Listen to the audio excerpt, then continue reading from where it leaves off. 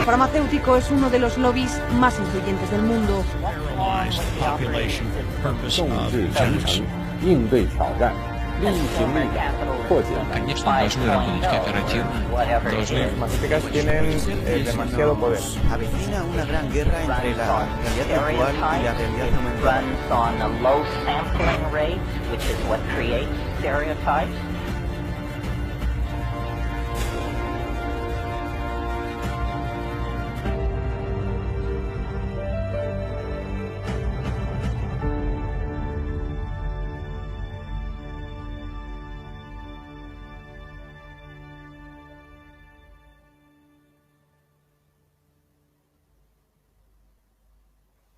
Muy buenas tardes, queridos amigos de Asia TV y de la Universidad Nacional de Cajamarca. Una vez más, transmitiendo desde nuestra histórica ciudad, aquí Carlos Mamani, como siempre, director de Proyecto Patria. Bueno, tenemos una conferencia muy especial hoy día, bueno, todas son especiales. Sin embargo, se nos ha dicho por ahí que de repente tal vez tenemos ciertas preferencias por cierto tipo de perspectivas, recuerdo el orden internacional que está emergiendo. Bueno, seguramente que sí, no lo vamos a negar.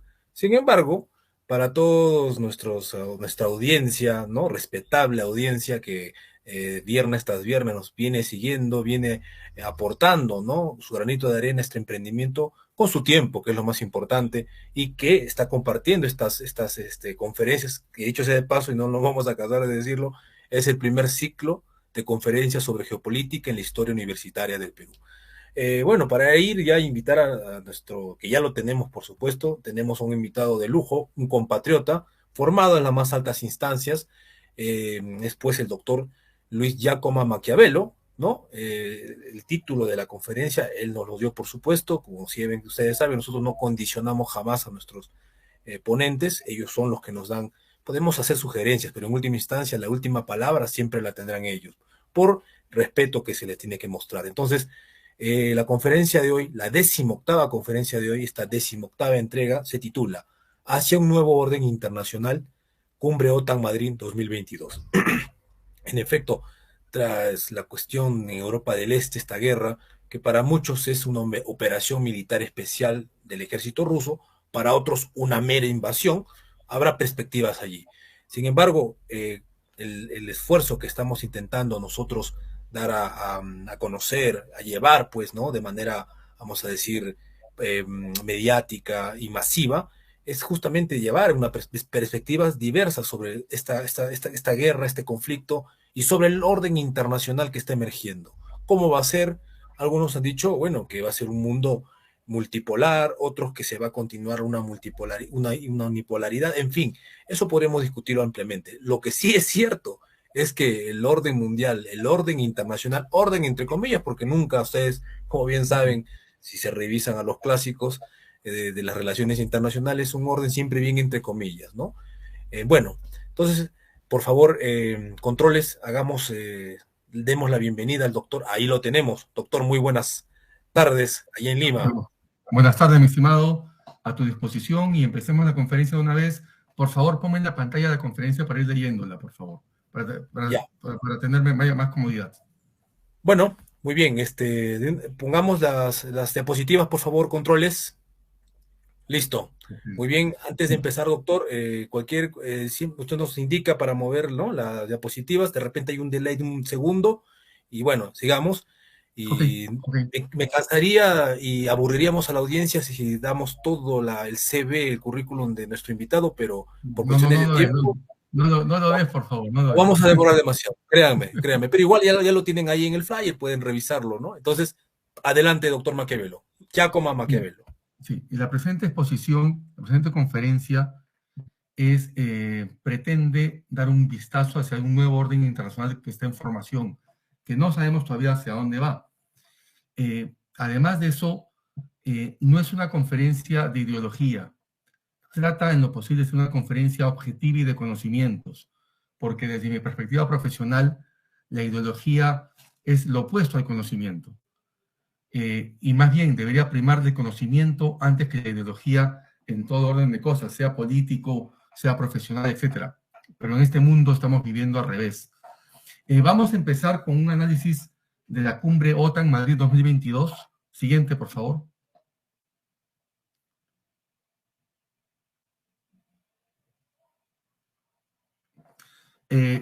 Diciendo lo siguiente, esta conferencia debió celebrarse el año 2020, pero por obvias circunstancias, COVID, se celebró recién en 2022 y coincidió con el inicio de la guerra, de la invasión, ilegítima invasión y contraria al orden internacional de Rusia contra Ucrania. La cumbre OTAN trata varios temas, entre ellos amenazas a la seguridad global, el incremento de la proyección china a nivel mundial y, sobre todo, la pérdida de confianza de la OTAN, de la Unión Europea, en Rusia. Pero hay que precisar algunas cuestiones acá. Por cierto, mis conferencias son PowerPoint, no PowerPoint. O sea, yo no leo mi diapositiva, yo voy opinando sobre ella, ¿no? Que leer una diapositiva me parece una falta de respeto completa de auditorio, ¿no? Hay que precisar lo siguiente. ¿Por qué el interés ruso en tener Ucrania? En el año 2014 ya estableció una cabecera en Sebastopol, invadiendo Crimea, porque quiere tener el control total respecto de su alcance, de su proyección al mar Mediterráneo, que es y por ende el Atlántico. Recordemos que para Rusia se le congela el norte, el mar del norte, y es muy difícil sacar fuerzas por allí, comercio por allí. Entonces tiene que buscar aguas calientes, que esa ha sido una constante en la geopolítica rusa desde hace 200 años. ¿Cómo hago yo para en el invierno no estar aislada del mundo porque tengo un mar que se me congela por el mar del norte, ¿no? Entonces, la salida más corta a el mar Atlántico es el Mediterráneo. Y la salida al Mediterráneo pasa por Ucrania y por Sebastopol y por Crimea. Ese es para ubicarnos por qué Rusia precisa de ello. No estoy justificando la invasión rusa, que conste, ni a Ucrania ni a Crimea. No, en absoluto. Estoy explicando las razones geopolíticas del tema. En segundo lugar, vamos a Rusia, precisa de eso. Y si vemos el mapa, al frente está Turquía. Turquía es un estado clave en esto, porque tiene el dominio del Bósforo, del estrecho del Bósforo. Y por ahí pasa toda la flota rusa cuando quiere ir al Mediterráneo y por ende al Atlántico, ¿no? Entonces ya nos ubicamos cuáles son las necesidades rusas respecto de ello. Reitero, no estoy justificando, estoy explicando, que esa es mi forma de abordar el tema. Pero debo decirles la verdad, como catedrático que soy, debo de explicar todo el fenómeno completo. Si no lo explicase completamente, sería un ideologizado. Y yo dicto conocimiento, no ideología. Siguiente, por favor.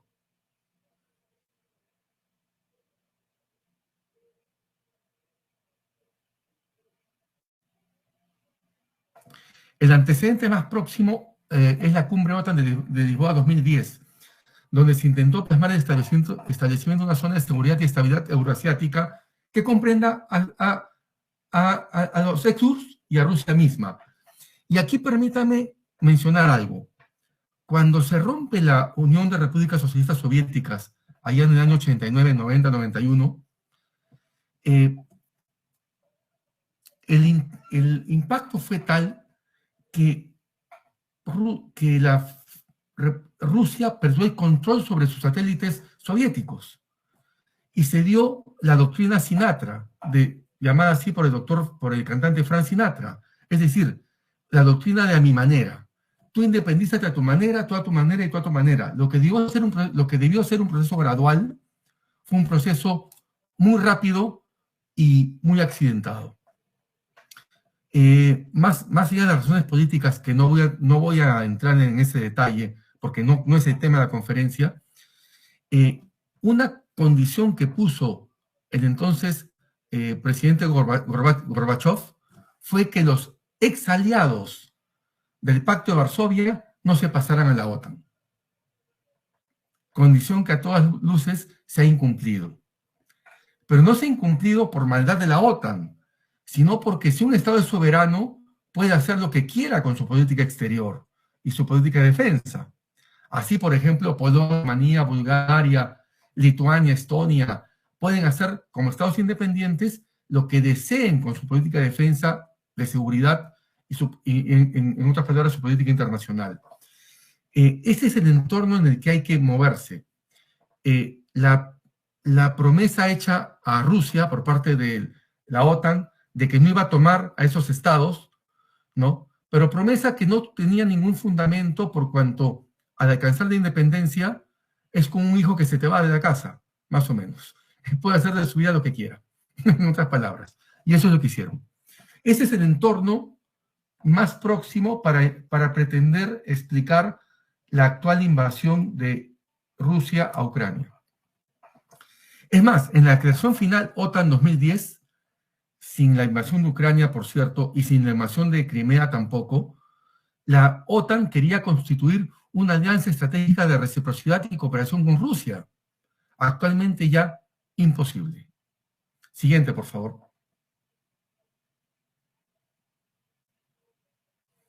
La cumbre OTAN exhibe un viraje radical al respecto de la cumbre OTAN Lisboa 2010.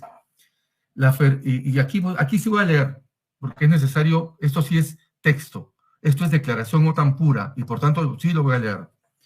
La Federación Rusa ha violado las normas y principios que contribuyeron a un orden de seguridad europeo estable y predecible. Y me quedo en esta última palabra, predecible. Todo orden internacional no debe ser perfecto, pero debe ser predecible. No podemos aspirar, al menos hasta el momento, y creo que salvo que venga un cambio civilizatorio brutal a nivel del planeta Tierra, ¿no? No podemos apuntar a un entorno, a un sistema internacional de paz, porque eso nunca se va a dar. Seamos realistas. Pero sí podemos pretender predictibilidad. Soy abogado y cuando hago un juicio pido que los tribunales sean predecibles en sus decisiones. Igualmente, los entornos internacionales, para ser entornos tales, deben ser predecibles. Turquía tiene problemas con Grecia, es un problema predecible que se sabe. España tiene intereses en la parte norte de África, pues se sabe eso. Tiene un enfrentamiento con Marruecos, pues se sabe. Eso es predictibilidad. No a los factores disruptivos en el sistema internacional, que eso es lo que debe propender la política internacional mundial.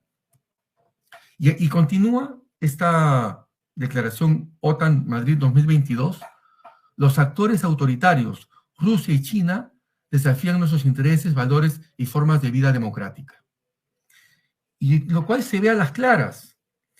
Ayer o antes de ayer, en una cumbre en Mali del G20, el presidente chino le llama la atención públicamente al presidente canadiense, Justin Trudeau, por una filtración de una conversación, etc. Eso no se hace en términos normales, en términos occidentales y democráticos. Eso se conversa a solas, tras bambalinas. La diplomacia debe ser casi siempre reservada para que sea exitosa.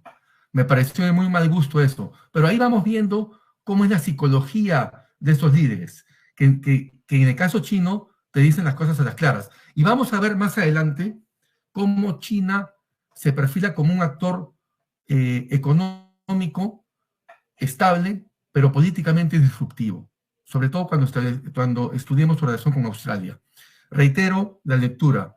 Los actores autoritarios, Rusia y China, desafían nuestros intereses, valores y forma de vida democrática. Y acá hay otra cosa, me olvidaba. Rusia y China carecen de democracia representativa, que es el tipo de democracia occidental. Y esto no permite un entendimiento mucho menos opaco del que actualmente hay. ¿Hay entendimientos? Sí. Recordemos la gestión de Donald Trump, que logró un acuerdo comercial con China, que nunca se había logrado en la historia de Estados Unidos. Lo logró Donald Trump, que en mi opinión es un político medio, pero un excelente negociador. Eso hay que destacar.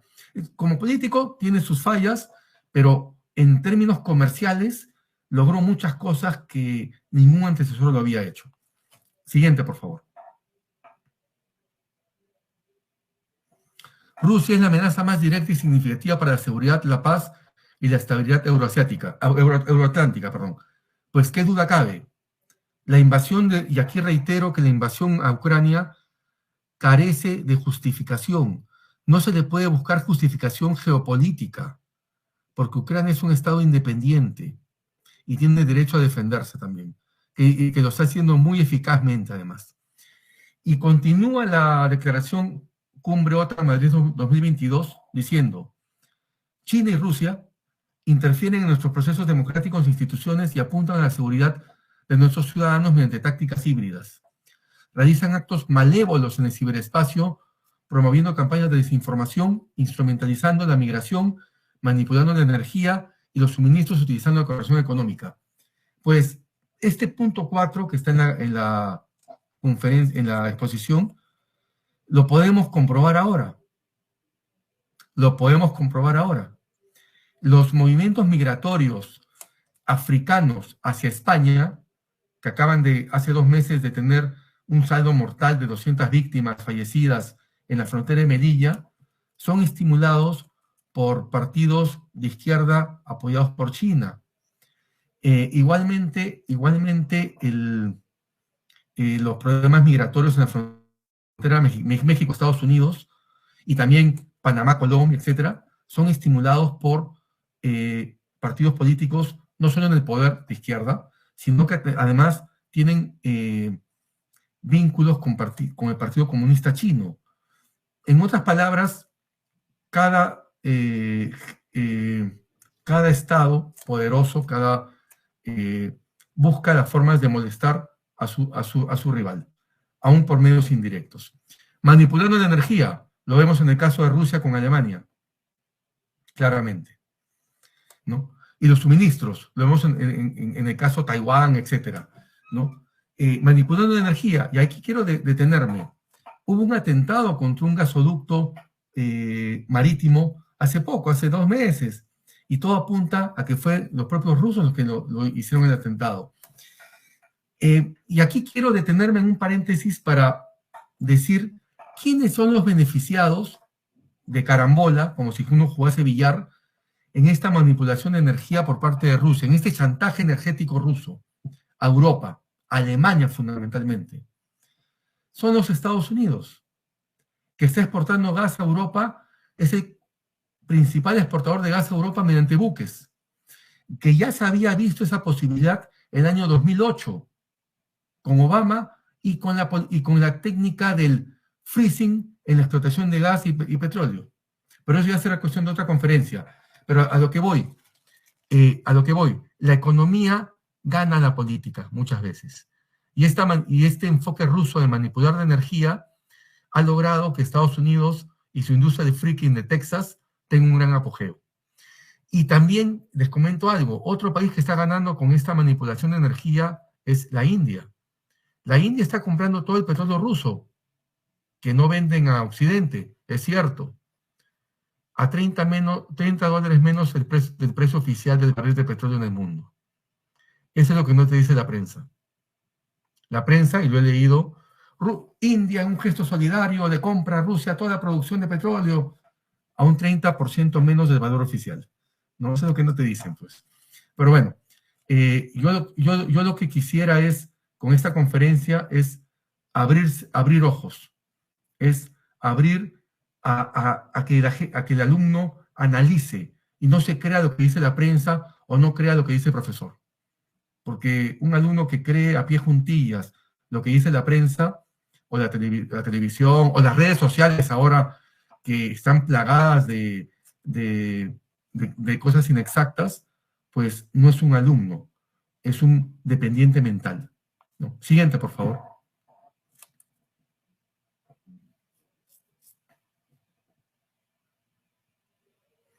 En el texto final, la República China tiene 10 menciones. Entre estas menciones podemos mencionar. La República China emplea una amplia gama de herramientas políticas, migraciones, por ejemplo, económicas y militares, para aumentar su huella global y proyectar poder, mientras permanece opaco sobre su estrategia, intenciones y desarrollo militar. No tiene nada de malo intentar tener una huella global. El Perú también debería intentar tenerla, al menos regional. No tiene nada de malo proyectar poder. Por ejemplo, que nuestras empresas, Leche Gloria ha comprado una empresa chilena de lácteos hoy día. Eso es proyectar poder. Lo que es malo es hacerlo de manera opaca, no publicitando en las estrategias e intenciones que persiguen eso. Y eso se establece mediante los libros blancos o mediante instrumentos de política exterior, comunicando. Lo malo, lo pernicioso de la estrategia china es que es opaca, no es clara. Y como ya lo hemos visto, la palabra malévola le calza perfectamente. Las operaciones híbridas y cibernéticas malévolas de China y su retórica de confrontación y desinformación apunta a los aliados y daña la seguridad de la alianza, por ejemplo. Típico, aquí el asunto es típico, se llama Taiwán. Taiwán es considerado por China como la república rebelde. Taiwán se considera un estado independiente, ¿no?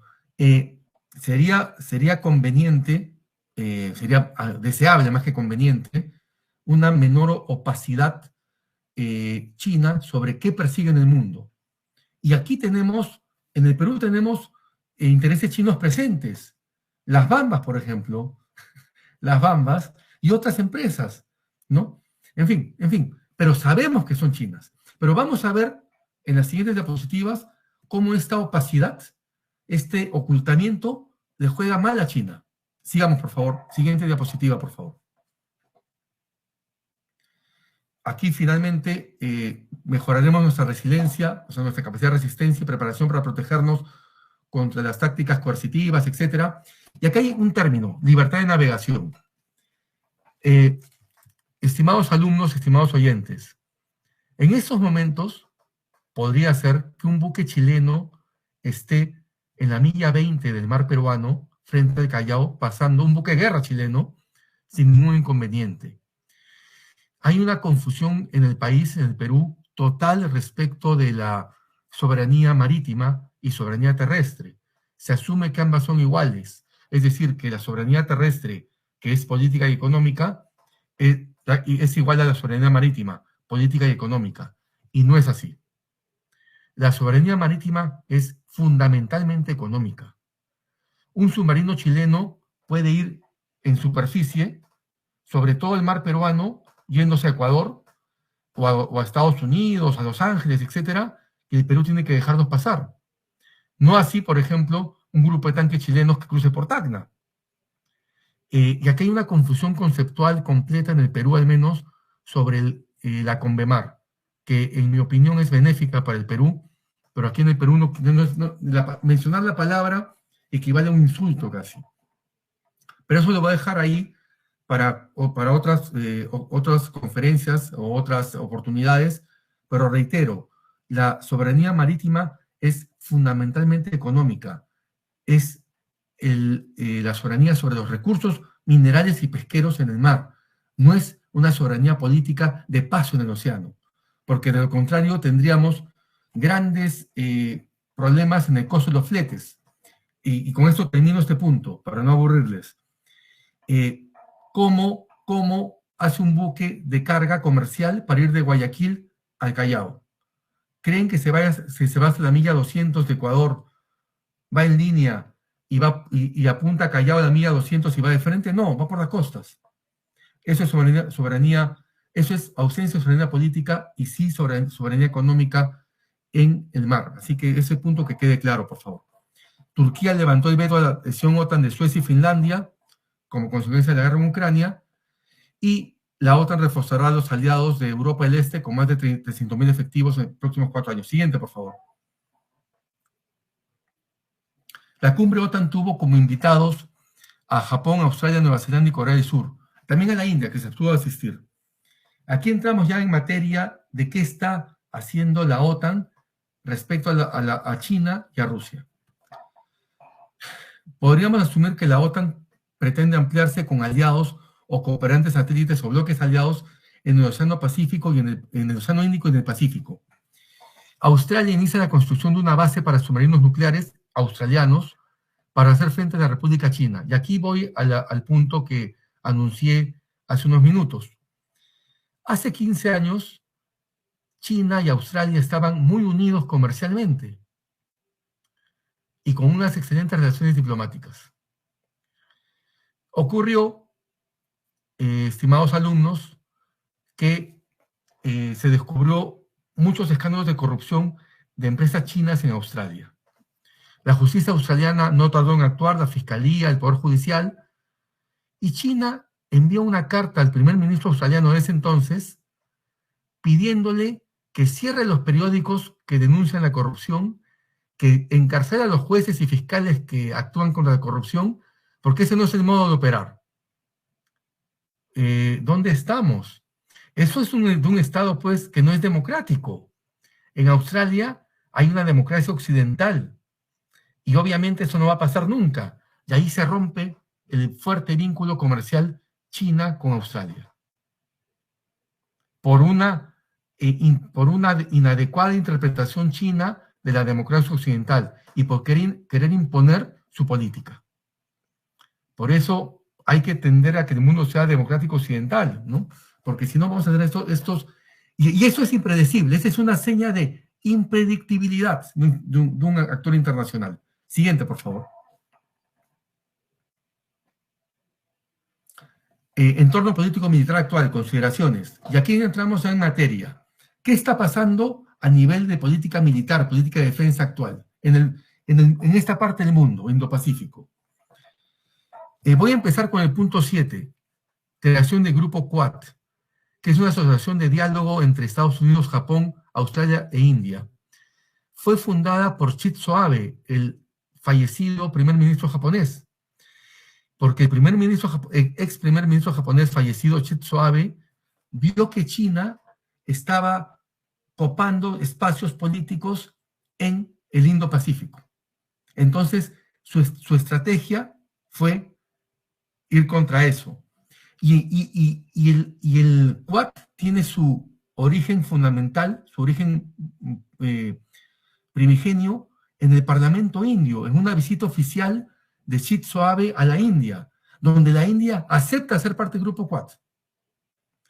Y miren, Estados Unidos, Japón, Australia e India, para defender la democracia y la seguridad marítima en el Indo-Pacífico.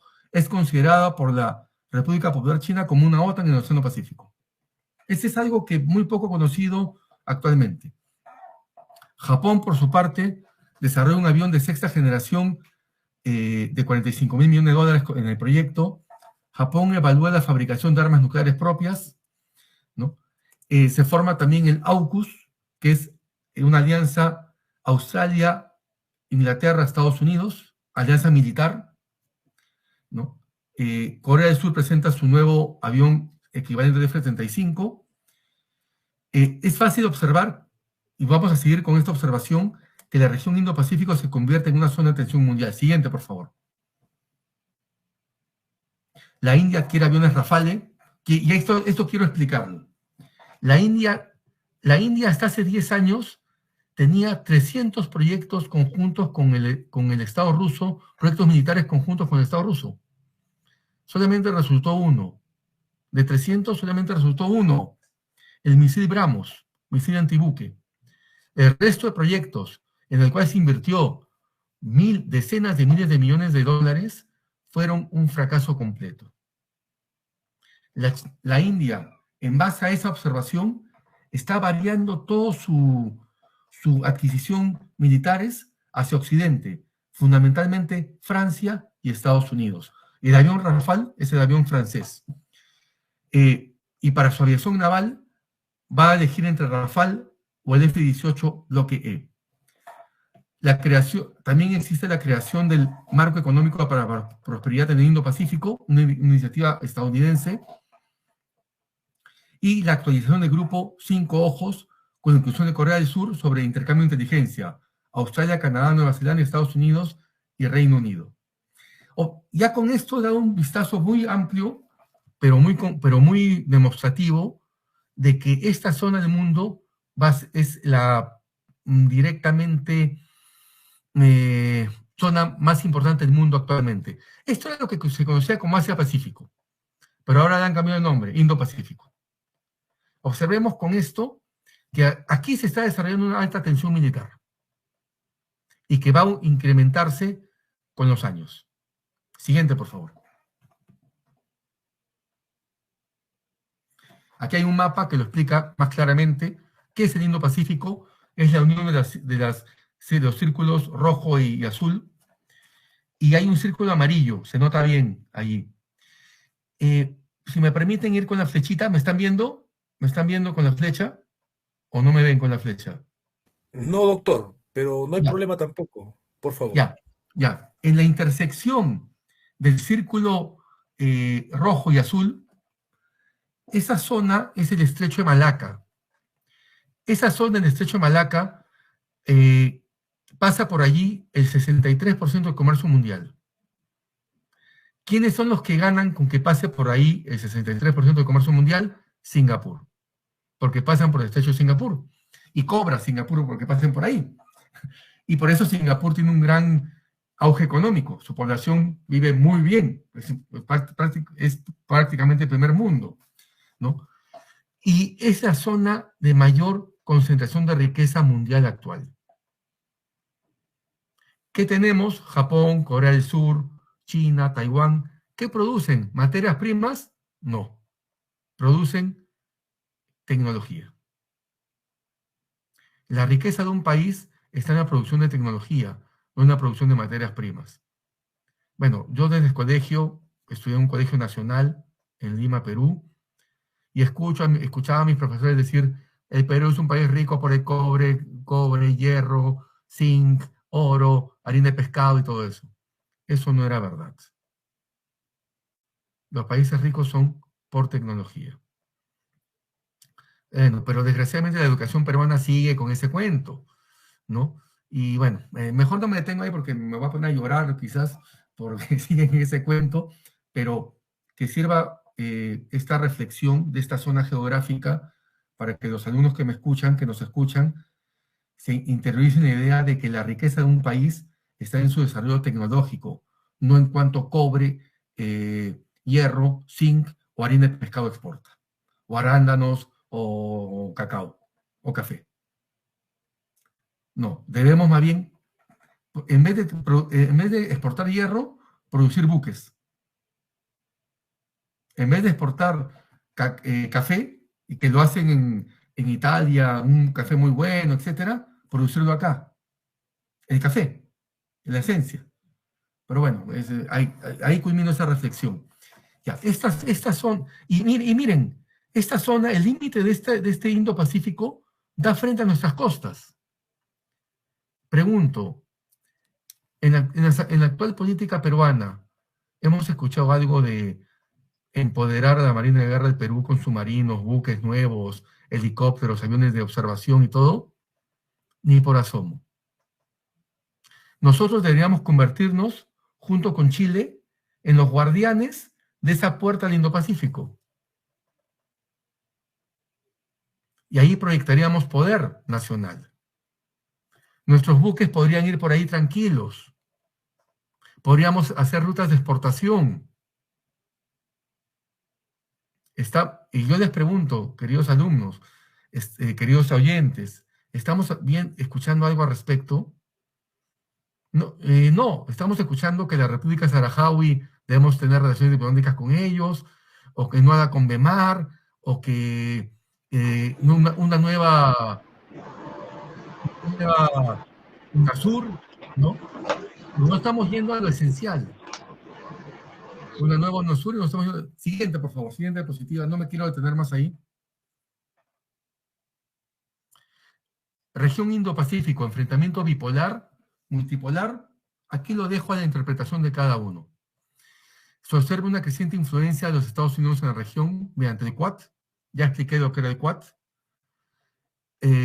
La militarización china mediante islas artificiales en el disputado mar de China Meridional desestabiliza la región, totalmente cierto, porque han adquirido el hábito de hacer una isla artificial y de allí proyectar 200 millas. Es como si el Ecuador proyectase 200 millas después de sus Islas Galápagos. Sería el mar más grande del mundo, porque la isla Galápagos está a 300 millas de la costa. Entonces tendría un mar de 500 millas. Eso es inexacto, eso no se puede hacer. Esa es una muestra de opacidad. La expansión china a nivel mundial genera una preocupación en Japón, Corea del Sur, India y Australia. Siguiente, por favor.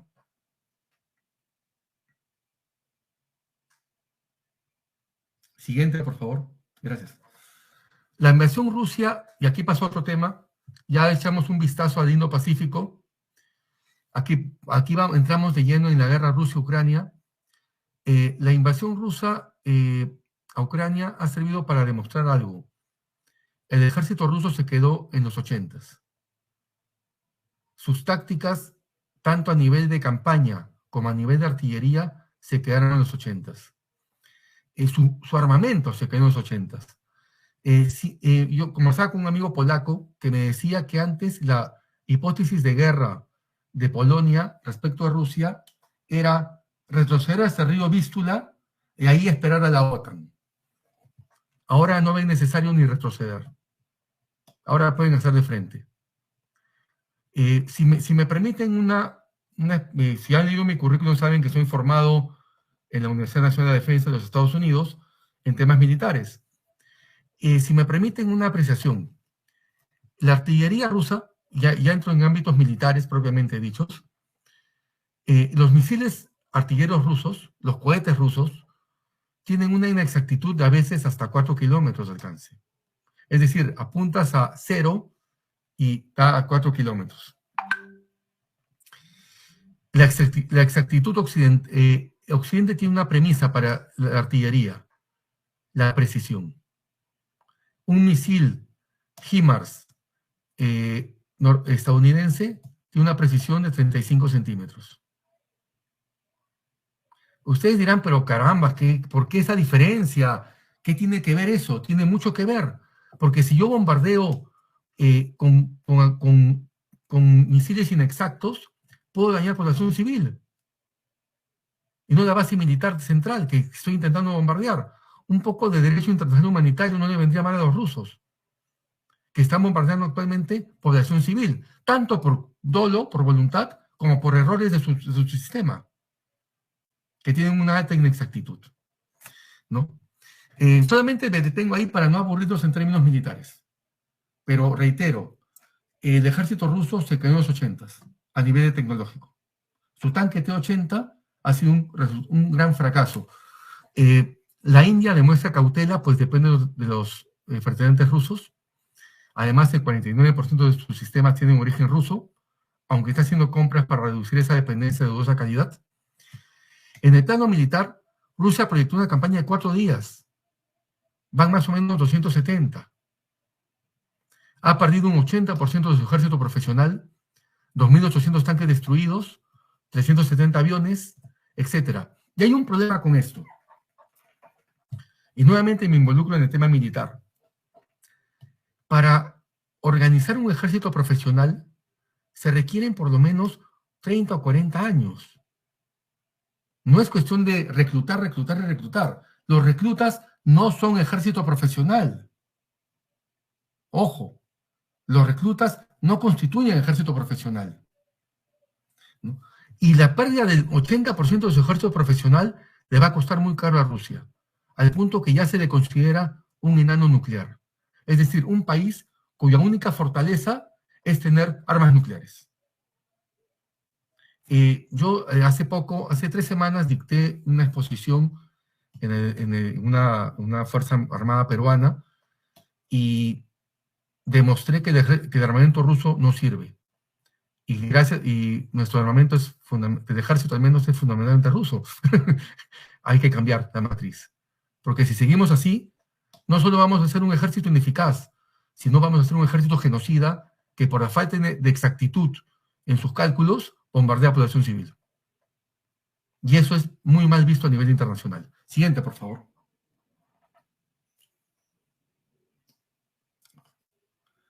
¿La situación rusa a nivel económico le permitirá seguir siendo una potencia o quedará relegada a ser un enano nuclear? Creo que a eso va. A eso va. Debe tenerse en cuenta que Estados Unidos y otros países como Argelia, y aquí hay otros países africanos también, aumentarán su exportación de gas a Europa en los próximos meses y años, porque Europa ya no quiere gas ruso. Ya no lo quiere sencillamente, por ser víctima de un chantaje, evidentemente. Y aquí me voy a detener en un punto importante. ¿Qué ha originado esta invasión rusa a Ucrania?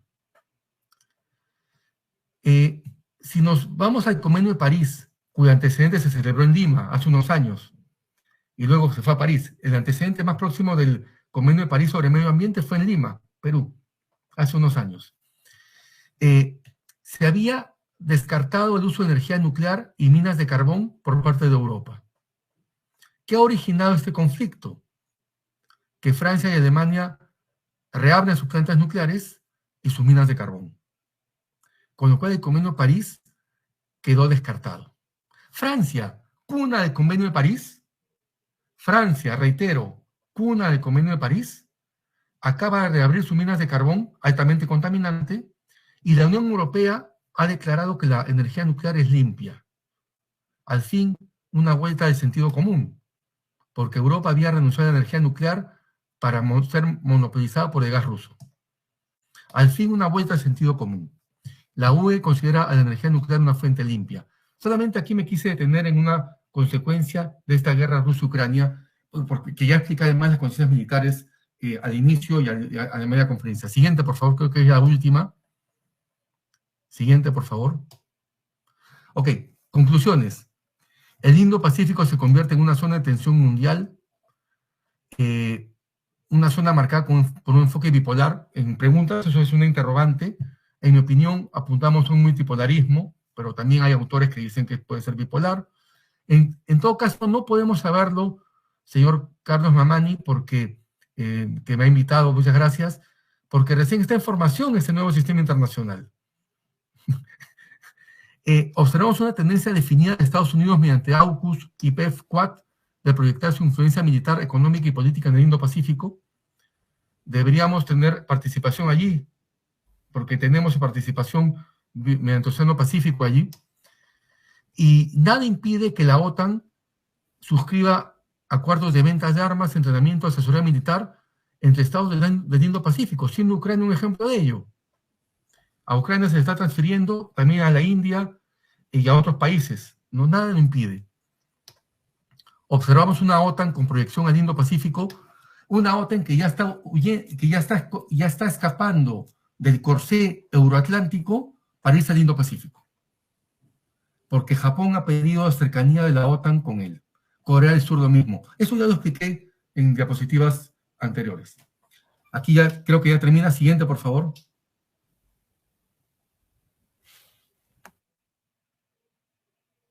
Ok. Esta conferencia es apenas un vistazo de cómo se está comportando el sistema internacional. ¿Hacia dónde vamos en el sistema internacional? Nuevos actores, viejos actores que, si la tendencia sigue como sigue, van a poco a ser enanos nucleares, como Rusia, por ejemplo, ¿no? Que además, miren, el ex ministro ruso Shevardnadze, durante la destrucción de la URSS, anticipaba ya ello. Él dijo en una declaración pública, si Rusia se desintegra tan rápidamente como se está haciendo, Rusia no va a tener mayor peso internacional. Y es casi una profecía cumplida, ¿no? Por otra parte, hasta China ha sido crítica con Rusia respecto a la invasión a Ucrania, porque ha roto un sistema internacional. Perdón, ha roto la predictibilidad de una región, la región euroatlántica, ¿no? Entonces, estamos en un proceso de transformación que no sabemos hacia dónde nos va a llevar, pero que es bueno estudiarlo para saber qué hacer como país, como Perú. Ya dije una idea, proyección de poder naval. ¿Estamos viendo eso? No. Quedo a su disposición de las preguntas y muchas gracias por su atención y muchas gracias al señor Carlos Mamani por la invitación. Muchas gracias a usted, doctor Luis Giacomo Maquiavelo, experto en relaciones internacionales, derecho internacional, geopolítica, análisis estratégico, inteligencia, de amplia trayectoria entre nuestras Fuerzas Armadas en el Perú, en el país, en nuestra Marina, en el Ejército. Como dije hace un momento, me cansaría, incluso aburriría diciendo solamente una aclaración. Fundamentalmente sí soy experto en derecho internacional, veo geopolítica, evidentemente, pero no soy experto en geopolítica, y también he recibido instrucción en Estados Unidos de temas militares, seguridad y defensa e inteligencia. Eso fundamentalmente, para aclarar el tema. Perfecto, muchas gracias, doctor. Continuando entonces, tenemos al doctor Manuel Espinosa, director del Centro Regional de Estudios Internacionales, formado en el Instituto Estatal de Relaciones Internacionales de Moscú, MGIMO, que, por favor, adelante, doctor Espinosa. Su audio, doctor Espinosa. Sí, perdón. Muy buenas tardes, Carlos, director del Proyecto Patria. Siempre muchas gracias por la invitación a estas tan interesantes conferencias que son parte del ciclo sobre geopolítica de este siglo XXI, ¿verdad? Saludos a tu disertante, el doctor Luis Santiago Giacomo Maquiavelo. He estado escuchando con bastante atención la exposición, ¿verdad? Y desde luego, aunque no coincido con mucho de lo expresado, ¿verdad? No deja de ser interesante esto y me surgen algunas preguntas, ¿verdad? Primero, yo he leído en varios idiomas sobre cuánto tiempo la Federación Rusa tenía para tomarse Ucrania por completo. Y en general, inclusive la Central de Inteligencia Norteamericana, él, como especialista en inteligencia y formado en la Universidad Nacional de Defensa en Washington, debe visitar el sitio web de esta agencia. Inclusive la Central de Inteligencia decía que Kiev se la podían tomar en 6 semanas y Ucrania en 3 semanas antes del 24 de febrero, que arrancó la operación especial militar. Pero la realidad, confieso, nunca había leído que se la tenía que tomar en 4 días. O sea, no he visto pues tampoco ningún plan en internet sobre esa operación de tomarse todo un país en 4 días, entendiendo la enorme extensión de Ucrania como uno de los países, el país más grande de Europa, pues. Pero esa es una. Otra, también la cifra pues del 80% de destrucción de las fuerzas profesionales del ejército ruso, no lo he visto. Sí he visto datos técnicos sobre cuántas unidades técnicas militares, ¿verdad? Blindados, aviación, inclusive en fuerzas humanas han perdido, pero ese dato no lo había visto. Y lo otro es, la pregunta esta también sería, ¿tienen los rusos algunos modelos análogos a los sistemas HIMARS, verdad? Me sería interesante conocer, porque entendí que prácticamente es como que la Federación Rusa esté utilizando solo técnica soviética. No es que solo esté utilizando, sino que solo en su dotación de armamento tiene aún técnica soviética y no ninguna moderna. Bueno, respecto de su interrogante, déjeme aclararle algo. Ante todo, bienvenida a la discrepancia. Enhorabuena, es un debate académico excelente, me encanta eso. Voy a explicar aquí lo siguiente. La Federación Rusa tiene sistemas misilísticos de largo alcance, tan de largo alcance como el HIMARS. En lo que se ha quedado Rusia es en la exactitud al momento de lanzar el misil, hacia dónde va a llegar. Nunca he dicho que Rusia carezca de sistemas de largo alcance. Le cito uno, el SMERSH, por decirle solamente uno. Lo que sí he dicho es que son altamente inexactos, porque sus sistemas de guía no son satelitales. Hay el famoso video, y lo puede confesar usted, de un sistema misilístico ruso que dispara 6 misiles y empiezan a celebrar muy contentos, y a los 2 minutos le caen misiles ucranianos, HIMARS, misiles americanos, y lo destruyen completamente.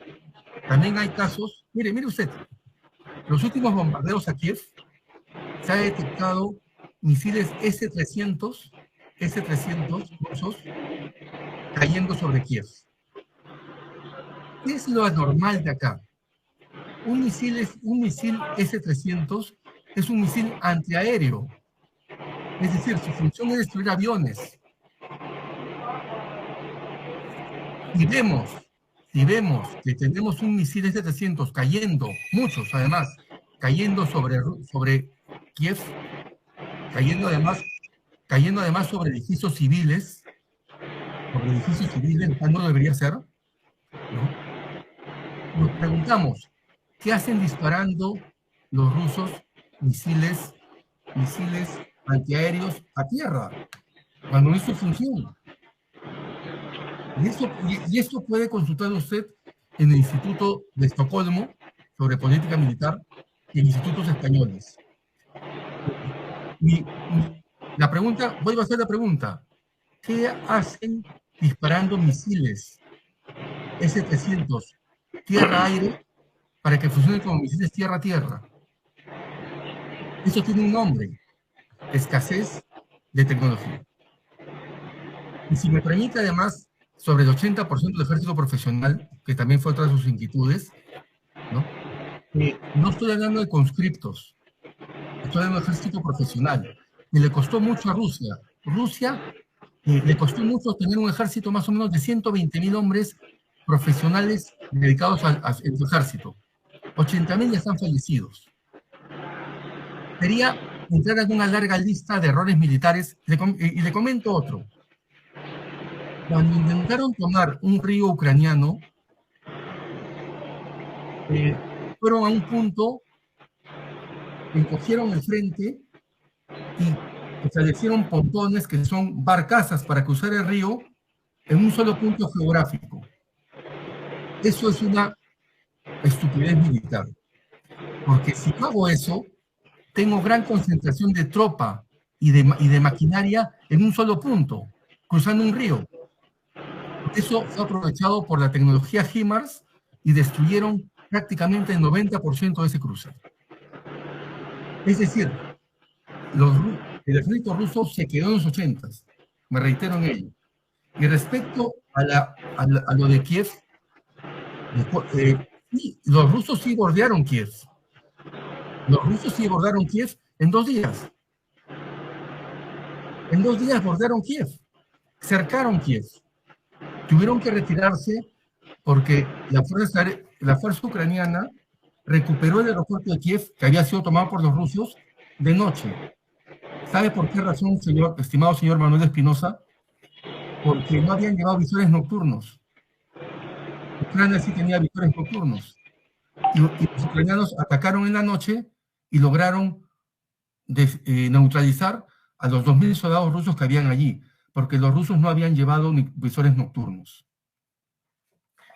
Mamá, estoy en una conferencia. Por favor. Cosas que pasan. En ese sentido, mamá, estoy en una conferencia. En ese sentido, no estoy en mi oficina, estoy en mi casa. En ese sentido, No se preocupe, doctor. En ese sentido, si graba estos 3 ejemplos para ilustrar al señor Manuel Espinosa la incapacidad del ejército ruso ante una guerra moderna. Y añado otro. El sistema GLONASS ruso era similar al GPS norteamericano. Nunca funcionó eficazmente en sus aviones de combate. Por eso vemos un silencio completo de su fuerza aérea. Sirvan estas intervenciones para graficar lo que es un fracaso a todas luces del ejército ruso. ¿Alguna otra pregunta, por favor? Muchas gracias, doctor. Tal vez, doctor Espinosa, ¿quiere decir algo más? No, le agradezco al doctor Santiago, Luis Santiago, por la respuesta. Lo que pasa es que el problema de los medios de información masiva ubica a uno y a otro, aunque no querramos, en análisis realmente parciales, ¿verdad? Pero él como estudioso de la guerra y su servidor también podría refutar, pues porque la verdad de las cosas es que con técnica soviética o sin técnica soviética, el ejército ucraniano está derrotado, si no es por la asistencia a nivel de suero que le dan el occidente colectivo. El 20% del territorio ucraniano está tomado por el ejército ruso. Eso representa casi el 20% del PIB, ¿verdad? De la zona oriental, donde se encuentra la operación especial militar. El ejército ruso ya sobrepasó los objetivos iniciales, que eran la República Independentista de Donetsk y la República Independentista de Luhansk. Está en Zaporozhye y en Gerson. Yo he escuchado a generales, no una polémica, solo quiero compartir académicamente con el disertante, porque me parece un estudioso muy interesante, con quien ojalá tengamos oportunidad de inclusive hacer más programas como estos. He escuchado a generales españoles, ex OTAN, ¿verdad? He escuchado a altos militares de alto rango norteamericanos, del ejército norteamericano, valga la redundancia, hablar sobre la estrategia de Kiev, ¿verdad? De presionar al inicio sobre Kiev, para aglutinar la mayor cantidad de tropas ahí al inicio de la operación militar especial, que estos soltaran la parte oriental, sobre todo Donetsk y Luhansk, y que eso es lo que pasó, y esos generales hablan sobre este tema, pues un tema ya bastante agotado, como también es la famosa contraofensiva por el lado de Kharkov, o ahora la ofensiva sobre el lado de Gerson. La verdad de la guerra es que, como decía el Che Guevara, las cosas se miden por los resultados, y está esa parte del 20% de la Ucrania oriental tomada por los rusos, e inclusive ya con estatus soberanos y reconocidas por la misma Federación Rusa. Pero no importa, yo lo que digo es que cuando tratamos de entender el nuevo orden internacional, estamos obligados a ver realmente los factores causales que han provocado la acción de uno u otro. Quedarse con la democracia occidental, ¿verdad?, es quedarse con una cultura de impunidad, ¿verdad? Aquellos que lanzaron desde Hiroshima a Nagasaki, potencias coloniales, inclusive que perdura su política en África, países que tienen un sinnúmero de intervenciones ilegales por todo el mundo, que han saqueado, que han destruido, ¿verdad? Y de manera impune el sistema internacional, carente de un orden jurídico que los pueda contener. Me refiero a Libia, Irak 2 veces, Afganistán, Siria, y ese orden debe de cambiar. Entonces, no sé, tratar de ubicar como los malos de la película, como suele Hollywood, a poner a los latinos como los malos, a los indios, a los afrodescendientes, a los chicanos, a los chinos, a los rusos, como malos, no veo, pues, porque yo venía con mucha atención y respeto la opinión del doctor disertante, de que los malos de la película, de este orden internacional que se está gestando, sea Rusia, que aguantó una invasión de Alemania fascista que le costó más de 26 millones de personas, ¿verdad? O China, pues, que ha logrado sacar a más de 800 millones de la pobreza extrema, ¿verdad? Con un modelo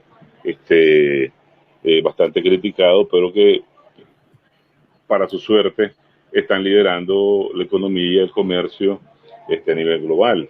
Entonces, la realidad del cambio del orden, ¿verdad?, tiene su lógica, pero al negar otras no sé, me parece que nos quedamos un tanto distante de poder tomar esto de los varios asideros, este tema de los varios asideros que tiene, ¿verdad? En realidad, un tema muy interesante, la exposición muy interesante. Felicito al disertante y no sé, me parece que, como él decía durante su exposición, son temas para muchos, varios más encuentros que no dudo que sea interesante con él compartirlo. Muchas gracias, doctor Espinosa. Su audio, por favor, doctor Espinosa. Muy bien. Bueno, doctor Giacomo, ¿de repente algo que decir o solamente quisiera hacerle una última pregunta yo? Nada más, ya sabemos que está muy ocupado, tiene muchas que hacer y brevemente. Dame tu pregunta, dime. Muy bien. Hacia los 90s, a Bill Clinton le dedicaron una carta a varios, vamos a decir, expertos en análisis internacional, geopolítica y estos temas a los que humildemente desde esta tribuna nos abocamos. Entre ellos estaba George Kennan, un gran diplomático norteamericano, ni más ni menos el padre de la teoría de la contención, o sea, estamos hablando de tallas mayores. Y él, entre otras cuestiones, consideraba y aconsejaba a su propio gobierno de Estados Unidos el no avanzar más allá de lo conveniente dentro de lo que es la OTAN en Europa, ¿no? No irse más al este, porque, entre otras consideraciones, se abandonaba o se hacía caso omiso de ciertas prescripciones clausevianas, ¿no? Me refiero cuando Clausewitz decía que no contentarse con lo suficiente podría desencadenar desestabilidad, ¿no? O sea, podría hacer perder lo ya ganado. En esa perspectiva, Kennan aconsejaba y lo decía textualmente, lo estoy repitiendo, esto va a provocar el patriotismo en Rusia, el nacionalismo en Rusia y va a aparecer un presidente nada conveniente a los intereses de Occidente. ¿Usted qué opinión me puede dar al respecto, por favor, doctor Maquiavelo? Yo me quedo con la intervención de Henry Kissinger hace unos pocos meses respecto de la situación en Rusia y Ucrania. Hay que derrotar a Rusia, sí, pero no hay que humillarla. Hay que derrotar a Rusia, sí, pero no hay que humillarla. Respecto al avance OTAN, era un avance inevitable. O sea, mire usted, se puede estar en desacuerdo o no de acuerdo con el avance OTAN, pero el avance OTAN no significa que la OTAN imponga su presencia en otros países. Polonia aceptó ser parte de OTAN y ahora vaya que es un elemento esencial de la OTAN en la zona. Lo mismo podemos saber, o sea, a nadie se le obliga a ser parte de la OTAN. Como lo dije al inicio de la exposición, los estados tienen la libertad de aliarse en los grupos que deseen y esa libertad debe respetarse. Pero volviendo a tu pregunta, me quedo con la frase de Kissinger: hay que derrotar a Rusia pero no humillarla. Eso es lo que... Y solamente quiero hacer una aclaración. Al inicio de mi exposición mencioné que no iba a tocar para nada temas ideológicos, y cual creo he cumplido. No me gusta porque hablarme con todo respeto, de Che Guevara, un personaje altamente cuestionado porque asesinaron gente. Mao Zedong, con su revolución cultural, eliminó 80 millones de seres humanos inocentes. Stalin y todo, eso ya es introducirse no solamente en campos genocidas, Hitler lo mismo, ¿no? Sino que además es historia, e intentar justificar la historia, pues no me parece lo más apropiado. Y algo más, respecto a nuestra historia del Perú. Mientras los alumnos japoneses aprenden sobre política económica y todo en sus colegios, aquí seguimos con el eterno debate de Atahualpa y Francisco Pizarro. Ya, eso demuestra a las claras el atraso ideológico sudamericano y la predominancia de la ideología sobre el conocimiento, que es algo que yo trato de evitar. Nada más.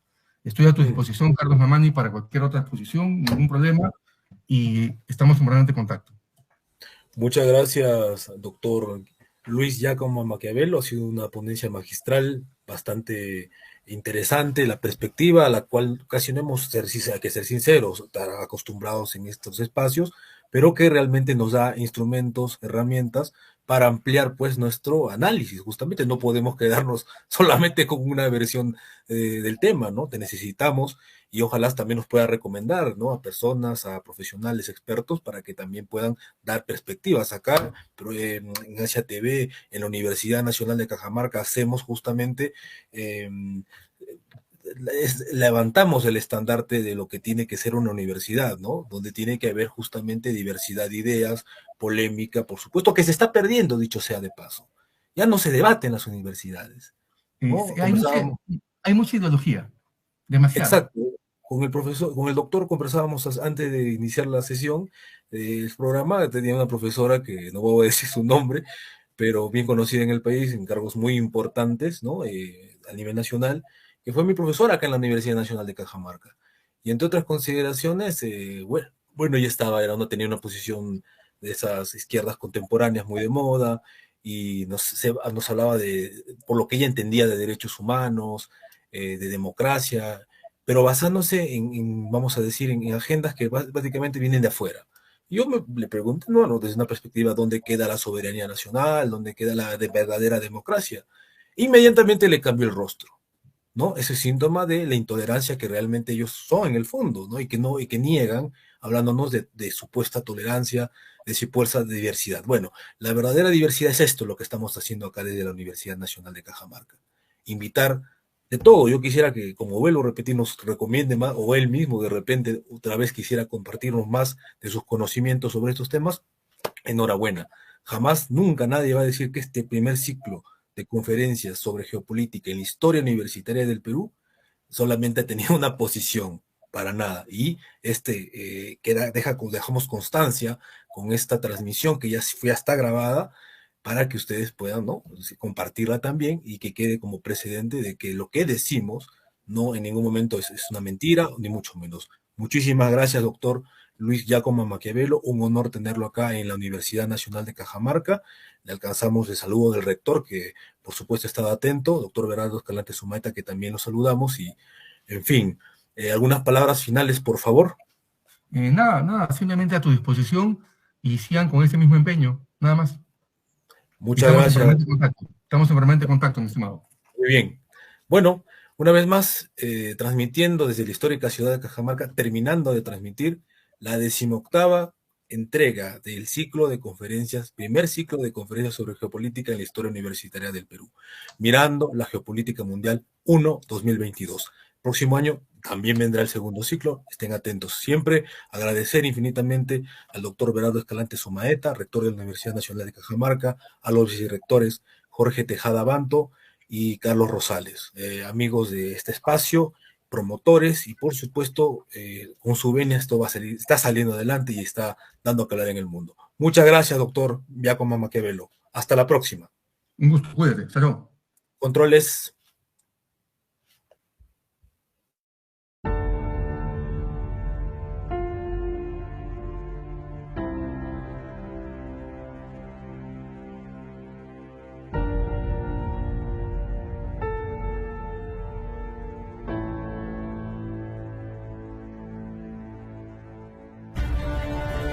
El farmacéutico es uno de los lobbies más influyentes del mundo.